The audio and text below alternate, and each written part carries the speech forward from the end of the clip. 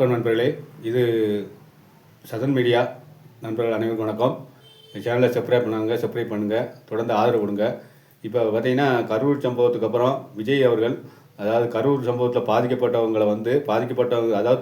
உயிரினங்களோட குடும்பத்தார் அது சந்திப்பாரா மாட்டாரா அப்படின்னு நிறைய கேள்விகள் எழுந்தது. அப்போ நேரடியாக வருவாரா, இல்லை அவங்கள அங்கே எங்கேயாவது வர சொல்லுவாரா அப்படின்னு நிறைய விமர்சனங்கள் வந்தது. இன்றைக்கி பார்த்தீங்கன்னா அவங்க நேரடியாக கரூர் போகாட்டாலும் கூட அவங்கள ஒரு மகாபலிபுரத்துக்கு வர சொல்லி அவங்க குடும்பத்தினரை ஒவ்வொருத்தராக சந்திச்சிருக்காரு.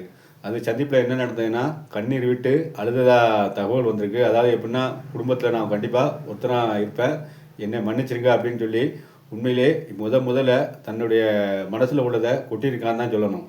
இதை உண்மையிலேயே ஒரு மாதத்துக்கு முன்னால் கண்டிப்பாக சொல்லியிருந்தா, அதாவது ஒரு மாதத்துக்கு முன்னால் அந்த சம்பவம் நடந்து ஒரு 3 நாளில் சொல்லியிருந்தா கண்டிப்பாக இதை விட இப்போ விஜய்க்கு பல மடங்கு அனுதாபம் கிடச்சிருக்கும். ஆனால் அவர் எதையும் செய்யலை. அதாவது எப்படின்னா, இதுக்கு நம்ம பொறுப்பு இல்லை அப்படிங்கிற மாதிரி நடந்துக்கிட்டார். அது உண்மையிலே ஒரு தப்பான ஒரு முன்னுதாரணம் தான் இருக்கும். ஆனால் இன்றைக்கி என்னை மன்னிச்சிருங்கள், நான் உங்களோடு இருப்பேன், அதுக்கு உங்கள் உயிரிழந்த குடும்பத்துக்கு கண்டிப்பாக கடைசி வரைக்கும் நான் ஆதரவாக இருப்பேன் அப்படின்னு சொல்லி அதாவது சொல்லி அழுதுருக்காரு. இது உண்மையிலே வரவேற்கத்தக்க விஷயம்.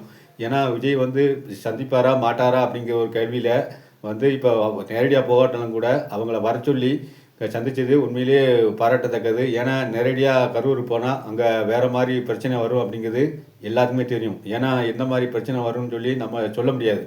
ஏன்னா இப்போ அவர் வந்தாலே கண்டிப்பாக கூட்டம் கூடுது. ஏன்னா இப்போது ஒரு பெரிய உச்சநடிகர் கரிஷ்மா லீடர் ஒரு கட்சி வேறு ஆரம்பிச்சிட்டாரு. அதுவும் இல்லாமல் ஒரு நிறைய 41 உயிர்கள் போயிருக்கு. அந்த இடத்துக்கு ஸ்பாட்டுக்கு வந்தாருன்னா கண்டிப்பாக அவருக்கு வேறு விதமான பிரச்சனை கூட வரது வாய்ப்பு இருக்குது. ஆனால் அரசியல்னு இறங்கிட்டால் எல்லாத்துக்கும் வரணும். அதாவது எந்த இடத்துக்குனாலும் துணிஞ்சு வரணும். அதுதான் அரசியலில் வாழ்க்கை. லாபமோ நஷ்டமோ அதை சந்திச்சாகணும். ஆனால் விஜய் அவர்கள் இப்போதைக்கு உள்ள சூழ்நிலையை கருத்தில் கொண்டு, அதாவது என்ன சொல்கிறாங்கன்னா, எப்படின்னா இப்போ அதாவது சிபிஐ ஏற்கனவே விசாரணை நடத்தியிருக்கு. மேலும் விஜய் கரூருக்கு வந்தால் பிரச்சனை வந்துடக்கூடாது அப்படிங்கிறதுல சிபிஐ உண்மையிலே ஒரு எச்சரிக்கையாக இருக்காங்க. அவங்க கொடுத்த ஒரு ஆலோசனையின் பேர் தான் இப்போ பாதிக்கப்பட்டவங்களை நேரடியாக அவர் சொன்ன இடத்துக்கு வர சொல்லியிருக்காங்க அப்படிங்கிற மாதிரி தகவல் வந்திருக்கு. இதை நாம் யாரையும் குறை சொல்லி பிரயோஜனம் இல்லை. என்ன இருந்தாலும் ஒரு வழியாக பாதிக்கப்பட்டவங்களை சந்திச்சிட்டாரு. அவங்கக்கிட்ட நேரடியாக மன்னிப்பும் கேட்டார். உண்மையிலே இதிலிருந்து என்ன தெரியுதுன்னா, கண்டிப்பாக அவர் இந்த இப்போ இந்த இழப்புக்கு நான் என்னை மன்னிச்சிருங்க அப்படின்னு சொல்லி சொன்னதே ஒரு பெரிய விஷயம். அதாவது முதல்ல இறங்கி வந்திருக்காருன்னு தான் சொல்லணும். இதுவரைக்கும் மௌனம் காத்தவர் முதல் முறையாக அவங்ககிட்ட என்னை மன்னிச்சிருங்க அப்படின்னு சொல்லும்போது ஒரு உண்மையிலே ஒரு புத்துணர்ச்சி, அதாவது தாவேக தொண்டருக்கு மட்டும் இல்லாமல் தமிழகத்தில் ஒரு சாதாரண ஒரு நடுத்தர வாக்காளர்கள் கூட உண்மையிலே விஜய் பாராட்டத்தான் சொல்லுவாங்க. பரவாயில்ல, ஒரு தப்பு செஞ்சாலும் கூட இன்றைக்கி என்னை மன்னிச்சிருங்கன்னு கேட்காருல்ல, அது உண்மையிலே ஒரு பெரிய விஷயந்தான். பார்க்கலாம் விஜய் அவர்கள் இப்போ நிறைய இந்த மாதிரி மன்னிச்சிருங்க அழுது ரொம்ப வாய்விட்டு அழுதாக சொல்கிறாங்க.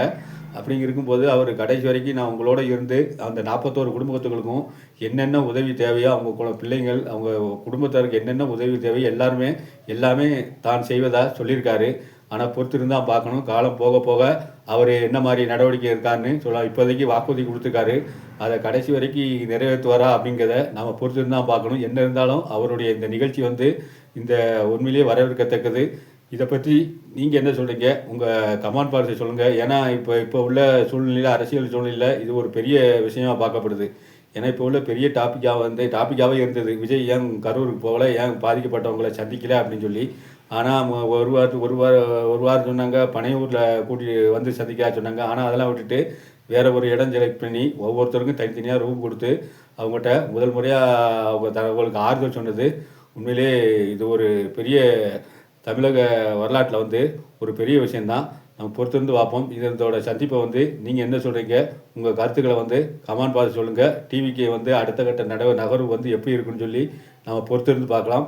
சேனலை சப்ஸ்கிரைப் பண்ணுங்கள், தொடர்ந்து ஆதரவு கொடுங்க. அப்போ தான் நம்ம அடுத்தடுத்து போட வீடியோவுக்கு நீங்கள் கொடுக்குற ஆதரவு தான் அடுத்தடுத்த வீடியோ போடப்படும். போடப்படும்னா நம்ம போட முடியும், ஒரு உற்சாகமாக இருக்கும். நன்றி, வணக்கம்.